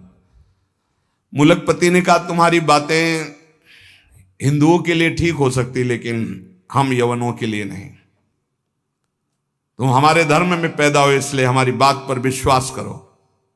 हरिदास जी ने कहा महाशय आपका कहना ठीक है, किंतु विश्वास किसी बल से नहीं तोड़ा जा सकता। बादशाह से ऐसे बात वही कर सकता है जिसे भगवान का बल प्राप्त हो। देखो मैं पूर्व जन्म का कोई ना कोई संस्कार लेकर के आया हूं जिससे भगवान नाम में मेरी प्रीति हुई है और मैं भगवान नाम छोड़ नहीं सकता। मेरा दृढ़ विश्वास है चाहे अभी प्राण ले लिए जाएं। और अगर आप ऐसे ही दंड देने वाले हैं तो कितने लाखों हिंदुओं को मुस्लिम बना लिया, क्या उनको दंड दे रहे हैं आप? यदि ऐसा वो दंड के अपराध भागी नहीं बने कि हिंदू धर्म छोड़कर आपने उनको यवन धर्म में बना लिया, तो मैं यवन धर्म छोड़कर अगर नाम जप करता हूं तो मैं अपराधी कैसे हो सकता हूं? बादशाह चुप हो गया। गुराई काजी ने देखा यहां मामला तो उल्टा हो गया। तब जोरों के साथ कहा हम ये सब कुछ नहीं सुनना चाहते, इस जो धर्म के प्रतिकूल चले उसको दंड देना चाहिए। तुम अधर्म कर रहे हो, तुम काफिर हो, तुम्हें दंड मिलना चाहिए। काजी के बोलते ही बादशाह चुप हो गए, ना इधर कुछ बोल पा रहे ना इधर। फिर कहा कि देखो गोराई काजी जो कह रहे हैं तुम वो बात मान लो और कलमा पढ़ो और छोड़ो ये नाम जप करना। हरिदास जी ने कहा श्रीमान महाशय हम एक बार केवल बोलते हैं, दोबारा आपको जो कहना हो सो कह लीजिएगा, मैं बोलूंगा नहीं। मैं प्राण त्याग सकता हूं पर भगवान नाम नहीं छोड़ सकता। क्या निष्ठा है! आप दंड जो देना चाहे मैं स्वीकार करता हूं लेकिन नाम नहीं छोड़ सकता। मेरी देह के आप इसी सभा में सैकड़ों टुकड़े कर दिए, हर टुकड़े से निकलेगा कृष्ण कृष्ण कृष्ण, छूटेगा नहीं नाम। मैं तुम्हारे दंड देने से विचलित नहीं हो सकता। मैं हरिनाम को जब तक श्वास है नहीं छोड़ सकता। अब आखिरी मेरी ये बात है, आप चाहे दंड दें या जो चाहे सो करें। निर्भीक उत्तर सुनकर के बादशाह सोच में पड़ गया कि ऐसे एक महान को क्या दंड दे।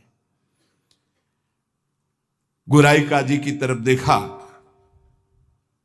गुराई काजी ने कहा, हुजूर बिल्कुल दया नहीं, दंड चाहिए, नहीं तो फिर बड़ी समस्या आ जाएगी कि अपने धर्म के लोग बहुत से उधर हो जाएंगे, बहुत हानि हो जाएगी, मनमानी लोग करने लगेंगे। मुलकपति ने कहा, सही पूछो तो मेरे में हिम्मत नहीं है, तुम बोलो दस्तखत हम कर देंगे। क्या दंड दिया जाए, तुम बोलो दस्तखत कर देंगे, लेकिन हिम्मत नहीं कि मैं दंड निर्धारित कर सकूं। गुराई काजी ने कहा, हुजूर मेरी जो अंदर बात आ रही, इसको ऐसा दंड देना चाहिए कि पूरे विश्व में कोई भी इनके विपरीत आवाज ना उठा पावे। क्या क्या दंड निर्धारित किया जाए? प्राण दंड, वो भी ऐसे सीधे प्राण दंड नहीं, 22 बाजारों में कोड़ों से मार मार कर बेत और कोड़ों से इसकी जान ले ली जाए, जिससे सब कोई देखे कि धर्म के विरुद्ध चलने वाले को कैसा दंड दिया जाता है। सभी लोग ऐसा देखें और किसी की हिम्मत ना पड़े। मुलकपति ने दस्तखत कर दिया, ऐसा ही हो। अब तो क्या था, जल्लादों ने तत्काल हाथ बांध दिए महान भगवान नाम जापक के, और वही दरबार से शुरू किया गया। वो कोड़े जो ऐसे लगते कि खाल को खींचते चले जा रहे, घाव पे घाव, हर बाजार में भीड़ में सब जगह ऐसे। ठाकुर हरिदास जी बोलते हरि बोल, जहां कोड़े लगते हरि बोल हरि बोल, बलिहार है। क्या हृदय भगवान ने बनाया इन महापुरुषों का कि इतना भयानक पीड़ा और कष्ट के बीच में कभी आह नहीं कहा। पीठ में से रक्त की धाराएं बह रही, रक्त बह रहा है। निर्दयी जल्लाद घावों पर कोड़ों का प्रहार कर रहे, और हरिदास जी के मुख से वही जोर की ध्वनि निकलती, जैसे कोड़ा पड़ता, हरि बोल हरि बोल। धन्य है ये जगत इन्हीं महापुरुषों के नाम कीर्तन से, इन्हीं के यश कीर्तन से आज पावन है। सत्य कहते हैं, इन्हीं महापुरुषों के प्रताप से आज हम कुछ हरि बोल, कृष्ण बोल, राधा बोल सकते हैं। नहीं, हमारी सामर्थ्य क्या, यही सब ये साक्षात भगवत स्वरूप पार्षद अवतरित हुए जो ऐसी सामर्थ्य का दर्शन कराया। ये है भक्ति, ये है निष्ठा, नाम निष्ठा। चेहरे पर तेज और मुस्कुराहट है, जवान पर हरिनाम है, शरीर पर कोड़ों की वर्षा है। जरा विचार कीजिए क्या स्थिति है, क्या स्थिति है। मतलब देखने वाले चीख पड़ते, रो पड़ते, दुख से आंखें बंद कर लेते। अरे ऐसे निर्मम जल्लाद ऐसे महापुरुष को कष्ट दे रहे हैं जो निरपराध, कोई अपराध नहीं किया, लेकिन किसी की हिम्मत क्या कि कोई बोल सके, कोई रोक सके बादशाह के हुक्म के आगे। हरिदास जी की वही मुस्कुराहट, वही आनंद भरा शब्द, हरि बोल हरि बोल। जल्लाद पीटते चले जाते हैं। 22 बाजारों में घुमा घुमा करके, कोड़ों से मार मार करके, लथपथ मांस के टुकड़े गिर रहे हैं। ऐसे कोड़े मारते कि चिथड़ा हो जाता सरे। जल्लाद आश्चर्य में हो गए कि किस माटी का बना हुआ ये भगत है, एक बार भी उफ नहीं निकला, आह नहीं निकला, हरि बोल हरि बोल। और जहां वो मारते कोड़े और कहते, अब भी कहता है हरि बोल, तो मुस्कुरा के देखते, बोले तेरा भी कल्याण हो गया। क्योंकि वो भी यवन जल्लाद थे, वो गुस्सा में बोलते, अब भी कहता है हरि बोल, तो कहते तेरा भी कल्याण हो गया, क्योंकि तू भी 2 बार तो हरि हरि बोला, तेरा भी कल्याण हो गया। ऐसे कोड़े चल रहे थे कि 10-5 कोड़ों में ही मृत्यु हो जाए आदमी की। पीठ पर असंख्यों कोड़े, नाम बराबर उच्चारण हो रहा है, कोई मुखारविंद में वेदना नहीं, कोई दर्द की वेदना नहीं। हरिदास जी बीच बीच में भगवान से प्रार्थना करते जा रहे हैं, प्रभु किसी का दोष नहीं, नाथ किसी को दंड मत देना, न इन जल्लादों को, न काजी को, न बादशाह को। प्रभु मेरी प्रार्थना है, किसी को दंड मत देना। प्रभु से बात कर रहे हैं। जो दंड दे रहे हैं उनके लिए वो उसी समय भगवान से प्रार्थना कर रहे हैं कि इनको किसी को कष्ट, क्योंकि पता है प्रभु ये सब भूले हुए लोग हैं, इनके अपराध को आप कभी मानना ही नहीं कि अपराध किया है। कैसे कृपालु भक्त हैं, जिनके ऊपर प्रहार हो रहा है वो प्रभु से प्रार्थना कर रहे हैं, प्रहार करने वालों को कष्ट मत देना प्रभु, ये बेचारे हैं, ये भूले हुए हैं। महात्मा हरिदास जी आखिरी में हरि बोल कहकर मूर्छित हो गए।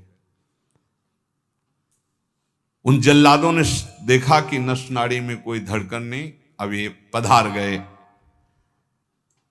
गोराई काजी ने देखा कि हां ये पधार गए। सहमति हुई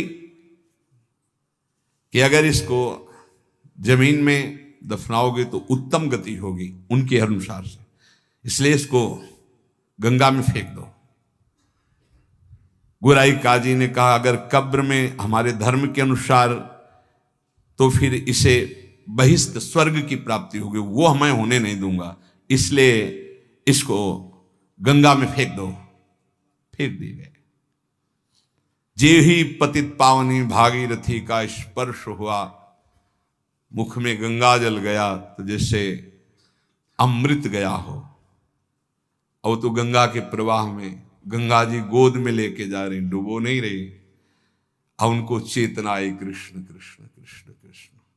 गंगा जी धीरे धीरे उनको अपनी लहरों से, गंगा जल के स्पर्श से सारी जो वेदनाएं थी, घाव थे, उनमें बड़ी शीतलता। हरिदास जी को चेतना हुई और बहते हुए जब किनारे लगे तो लोगों ने उनको उठाया और फुलिया के समीप उनको गोद में लेकर के ले गए, जहां उनकी पहले कुटिया थी। चारों ओर ये बात तो फैल ही गई थी। हरिदास जी के दर्शन के लिए भारी भीड़ इकट्ठा हुई। हरिदास जी बैठ करके कीर्तन कर रहे हैं। क्या मतलब, क्या देह है, क्या स्थिति है। इसलिए जैसे भगवान अनंत, उनके भक्त की महिमा अनंत। गंगा जल के स्पर्श से सारे घाव खत्म हो गए, किसी औषधि की जरूरत नहीं पड़ी। चमत्कार। जब बादशाह ने सुना कि वो जीवित हो, नाम कीर्तन कर रहे हैं, तो विश्वास ही नहीं हुआ गोराई जी को कि ऐसा हो ही नहीं सकता, ऐसा बिल्कुल नहीं हो सकता, क्योंकि कुछ बचा ही नहीं था, इतनी उनकी मार मारी गई थी, ऐसा हो ही नहीं सकता। बादशाह, गोराई काजी सब देखने के लिए आए। जब ये सुना कि बादशाह साहब हटाया गया, बादशाह जाग वही तेज, वही नाम, वही स्वस्थ शरीर। तब उन्होंने गोराई काजी की तरफ देखा और कहा भारी अपराध बन गया, ये कोई साधारण नहीं हो सकते, ऐसा दंड पाने के बाद तो कोई जीवित ही नहीं रह सकता। साष्टांग दंडवत ठाकुर हरिदास जी की बादशाह ने की और कहा मुझे क्षमा करो, वैसे मैं दंड देना नहीं चाहता था, लेकिन ये गोराई काजी ने, उन्होंने कहा श्रीमान अब भी आपसे प्रार्थना करता हूं, आपका इसमें कोई दोष नहीं है, ये कोई हमारा पूर्व का हिसाब था जो पूरा हो गया, आप प्रसन्न रहिए। उन्होंने कहा मैं आपकी सेवा करना चाहता हूं, आप आज्ञा कीजिए। ठाकुर हरिदास से कहा बादशाह ने, उनका बस एक सेवा कर दीजिए, अब कभी आना मत और हमारे नाम कीर्तन में कभी विघ्न मत डालना। उनका आज के बाद कभी कोई आपको विघ्न नहीं डालेगा, और आप अगर ऐसा कहते तो मैं कभी आपके सामने नहीं आऊंगा। काजी को फटकारा और लेकर चले। हरिदास जी ने विनम्रता से कहा सुनते जाइए, आप कभी क्षोभ मत करना, इसमें कोई अपराध नहीं है। देखो, मनुष्य शरीर में दुख सुख का विधान होता है, हर जीव को अपने कर्म भोगने होते हैं। निमित्त किसी को कर्म बना दे, आपको निमित्त बना दिया, ये तो मेरा ही कर्म था जिसको मैंने भोगा। ऐसे कोई कर्म पूर्व जन्म में किए होंगे जिनका फल मुझे भोगने को मिला। आप कभी क्षोभ मत कीजिएगा। हरिदास जी की ऐसी बात सुनकर फिर बादशाह लौट पड़ा, चरणों में पुनः प्रणाम किया। जितने भी वैष्णव ये सब आकर के बड़ा दुख प्रकट किए हरिदास जी के पास। क्या भगवान, कहां भगवान, आपके ऊपर कोड़े चल रहे थे, कहां भगवान थे, क्यों नहीं बचाए? हरिदास जी ने कहा, आप लोग नहीं जानते, आप तो शास्त्र के मर्म को जानने वाले हैं, लेकिन भगवान की कृपा को जानते हैं? मुझे जो दंड मिला उसका कारण है मैंने भगवान नाम की अवहेलना सुनी राज दरबार में, जीवित रहा, इसलिए मुझे दंड मिलना जरूरी था। और दूसरी बात,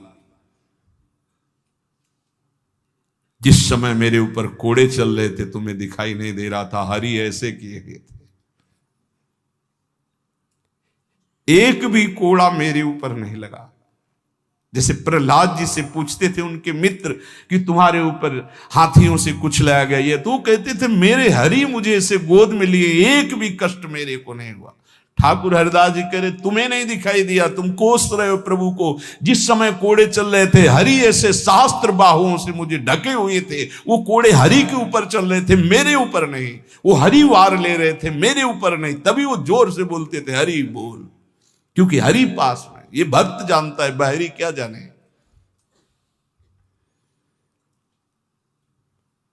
मुझे तो तनिक भी दुख नहीं हुआ, ना क्लेश हुआ। बस आप सब भक्तों से यही कहते हैं, ठाकुर हरिदास जी कह रहे हैं, आप अविश्वास मत कीजिए प्रभु पर। उनके नाम में अपार सामर्थ्य, मुझे जो सुख मिला है वो तुम्हें कैसे बताऊं। जिस समय नाम चल रहा था और कोड़े चल रहे थे, उस समय मेरे को भगवान ऐसे घेरे हुए थे, तुम्हें कैसे बताऊं। शरीर को इतना भी क्लेश नहीं था, ये भक्त ही जानता है। ऐसे उत्तर सुनकर समस्त वैष्णवों को हृदय में संतोष हुआ। नहीं तो एक क्लेश था, कहां है वो भगवान जिनका हम नाम लेते हैं और ऐसे महान भक्त की खाल खींची जा रही है, और वो उस समय कहां है वो जो कहते हैं करो सदा तिनके रखवारी, कहां है? तब ठाकुर हरिदास जी ने बताया, जैसे प्रहलाद जी को सैकड़ों बार भयानक पीड़ाएं दी गई, पर्वत के नीचे दबाया गया, सर्पों के विष से पिलाया गया, डसवाया गया, गैस में बंद किया, क्या क्या कष्ट नहीं, कुछ भी कष्ट प्रहलाद जी को नहीं होता था। हरिदास जी महाराज का स्वस्थ शरीर वहीं फुलिया ग्राम में रहकर निरंतर भगवान नाम कीर्तन। उपासक, जीवन का सबसे बड़ा फल है नाम में प्रीति हो जाना। किसी भी प्रलोभन से लुभायमान होकर नाम मत छोड़ो, किसी भी भय से भयभीत होकर नाम मत छोड़ो, तो तुम्हें दिखाई देगा जैसे ठाकुर हरिदास को दिखाई दिया कि प्रभु हजार बाहुओं से ऐसे, तो एक भी कोड़ा ठाकुर हरिदास जी को दुख नहीं पहुंचा सका। कर तुम अकर तुम मन था कर तुम श्री भगवान। इसलिए भगवत विधान से प्रारब्धानुसार दुख आवे तो हंसते हंसते उसे भोगो। राधा राधा राधा राधा राधा। कभी अविश्वास मत करो कि भगवान कहाँ जो हमारे दुख की निवृत्ति नहीं कर रहे। नाम जप करोगे तो अपने आप ऐसा ज्ञान हो जाएगा, अपने आप ऐसी स्थिति आ जाएगी, हर दुख सहने की स्थिति आ जाएगी, हर सुख सहने की स्थिति आ जाएगी। सुख सहन घमंड नहीं, हर्ष नहीं, दुख सहन शोक नहीं, व्याकुलता नहीं, अंदर ही अंदर एक परमानंद की अनुभूति नाम से होती है। अभी वो स्फुरित नहीं हुआ, इसलिए मन विषयों में भाग रहा है। जिस दिन हृदय में परमानंद स्फुरित होगा, आप मन दौड़ाना भी चाहेंगे तो नहीं हटा पाएंगे प्रभु के नाम से मन। ऐसा जैसे हृदय शुष्क है तो काम के लिए, भोगों के लिए, वासनाओं के लिए हमारा मन रोकने पे भी नहीं रुकता, भागता है। और जिस दिन निज सुख मिलेगा, भगवदानंद मिलेगा नाम जप से, उस दिन आपके सामने भोग सुखद होंगे संसारिक, और आपको भोगने की इच्छा नहीं होगी, और आपको भोग के लिए प्रेरित किया जाए तो भी आपके मन में घृणा ही होगी, इच्छा ही नहीं होगी। वो निज सुख है, वो जिस समय स्फुरित होता है तब वो त्रिभुवन विजेता हो जाता है। कोई भी लोकांतर का भोग उसे प्राप्त नहीं कर पाता और वो सुख नाम से मिलता है। नाम जपते जपते परमानंद का अनुभव होता है, दसों दिशाएं आनंदमयी हो जाती हैं। भाव कुभाव अनख आलसहु, नाम जपत मंगल दिश दसहु। इसलिए भाव बने ना बने, श्रद्धा बने ना बने, नाम शुरू करो।